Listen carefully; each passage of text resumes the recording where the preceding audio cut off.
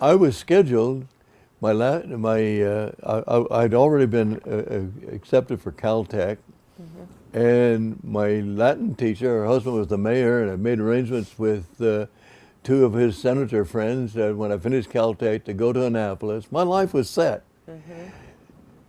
1 week before graduation from high school, I was driving my 1929 Model A into the parking lot for the engineering department.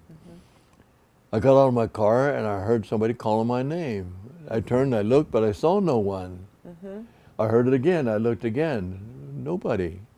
I looked up in the second story windows, nobody, and then I realized it was coming from within. That was spooky. You ask them, how did I get started on the spiritual journey? This is all an answer to that question. I said, okay, what do you want? Have you forgotten my call upon your life? At that point, I was only thinking the Christian era. Never did I dream that I'd become the traditional shaman or spiritual leader of my tribe also. But during those years, at that point, I knew I wasn't going on in engineering. I went out of high school to seminary to prepare for ministry, and at the age of 16, took my first student pastorate. I've been in the spiritual journey from the earliest of my childhood memories, but coming into my Native American spiritual leadership, a lot of this happened because when I would go to, as a youth, a child with Dad, to his tribal council meetings, I went because I could play with the other boys who went with their dads, but the old tribal holy man, shaman, spiritual leader, he'd round us boys up and teach us the old ways. But the church that I'd been raised in by my parents was a very, very, very, very fundamentalist, narrow-minded denomination in Protestantism. And so I would find myself with the Sunday school teacher, because the tribal council meetings were on Saturdays. The next morning we're in Sunday school. The teacher, but my shaman says, and her reaction to me was usually, Roy, you're just a boy now, but one of these days when you grow up, you're going to have to make a decision. And if you want to be a good Christian, you're going to have to give up those evil, heathen, pagan, Indian ways. But then I'd be back with a shaman, I'd be ready. But my Sunday school teacher says, well, you had a lot of different ways of answering, but one of them I'll never, never, never forget. It was a warm July day. We boys were sitting outside on the grass while the tribal council were meeting inside the building. And I raised my hand to shaman. But my Sunday school teacher says, and he said, Roy, do you see that car coming down that road over there? And all of us boys looked, and I said, yes. Do you see that car coming down the road over there? Yes. Well, tell me, Roy, can that car be on that road the same time it's on that road? No. Well, Roy, one of these days you're going to have to make a decision because you can't walk two different paths. And if you want to be a good Indian, you're going to have to give up those stupid Christian ways. Then he said something I'll never forget. He said, boys, don't get me wrong. Jesus was probably the greatest shaman who ever lived. It's just that Western Christianity has turned his teachings upside down and made a full of brushman out of him. What happened in my life? I had a war going on inside of me for years. Because both of my teachers were saying, either the Indian Roy or the Christian Roy had to die. One day, many years later, I was now pastoring, but I had been in sweats, and now I was pouring a sweat. And in my sweat lodge was a young man, a full-blooded Indian. He was in his mid-30s. And I knew it was his very, very first sweat. So I was taking the time to give the teachings of the sweat lodge to him.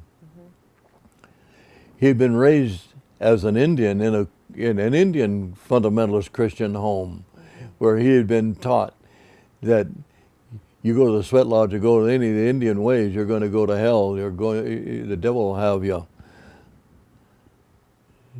But at his family reunions, he'd heard his boy cousins talking about, wasn't that a great sweat, or wasn't that a fantastic, powerful Sundance ceremony, and on and on and on.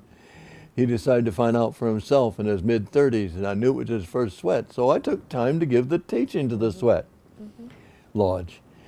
But it suddenly dawned on me, I guess sometimes I'm pretty thick-headed. Creator has to hit me with a spiritual 2x4 to wake me up sometimes.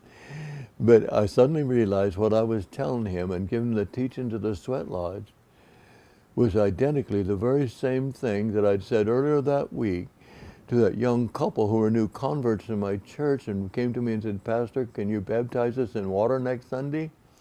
And I was given the teachings of water baptism from the 6th chapter of Paul's epistle to the Romans. And they were the very, very same teachings as I was giving him on, you enter the Sweat Lodge, you enter the womb of the Creator.